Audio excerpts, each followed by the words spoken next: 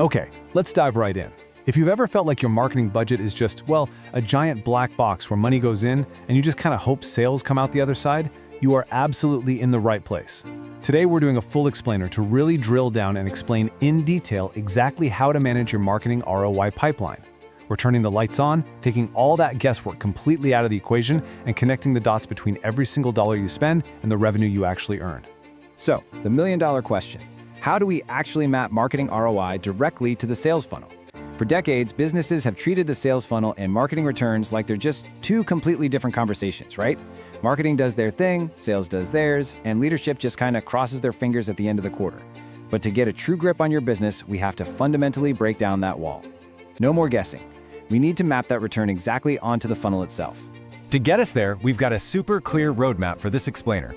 First, we'll map ROI to funnels, then we'll look at branding at the top. From there, we'll build out the marketing spends funnel, jump into analyzing that funnel data, and wrap up with methods for using dashboards. Simple, step-by-step, top to bottom.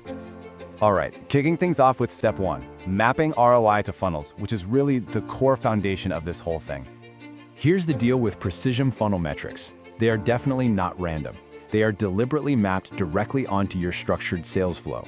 We aren't just waiting for an end-of-year ROI number to either pop champagne or panic. Instead, we're taking that return on investment and overlaying it stage by stage, right onto the funnel. Think of it like giving your entire customer journey a full X-ray. You get to see exactly where a dollar is working overtime for you and exactly where it's just burning a hole in your pocket. Which brings us to the very top of that journey. Stage 2, branding at the top. You know, every single ROI measurement journey has to start right here, with those initial branding efforts trying to capture attention at the absolute widest point of the funnel. You literally can't have a funnel without a massive opening at the top to catch people. We're talking broad brand awareness, big ad campaigns, PR, the whole shebang. Now I know what you're thinking. This is notoriously tough to measure because the audience is huge and the buying intent is usually pretty low. But by applying precision metrics, we don't just throw money at the wall and look away. We start tracking right here, at the absolute source.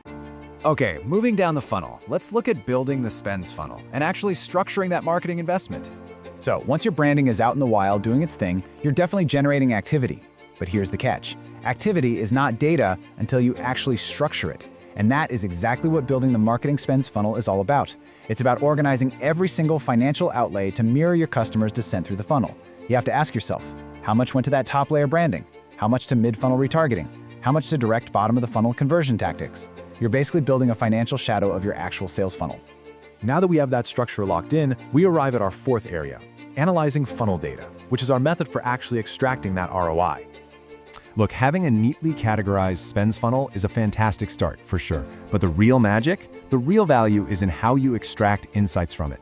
It's not just about staring at pretty organized spreadsheets. It is about actively interrogating the relationship between those structured costs and the actual revenue dropping out of the bottom. We are hunting for definitive conversion rates. We want to know the exact cost per acquisition at each specific stage and the actual velocity of leads as they move through your pipeline. And that brings us to a strict, non-negotiable rule. Every single stage we've talked about has to be subjected to this precise analysis.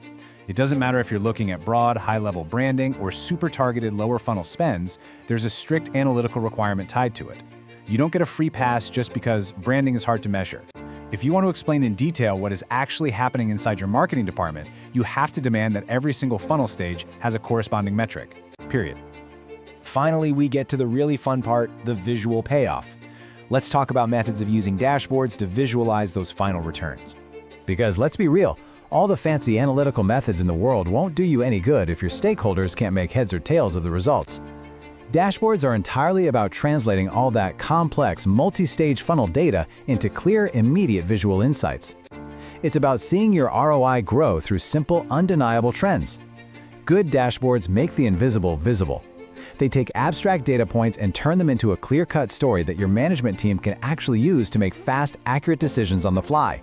And when you use these dashboard methods properly, you can cleanly visualize your precision metrics mapped across the entire ecosystem.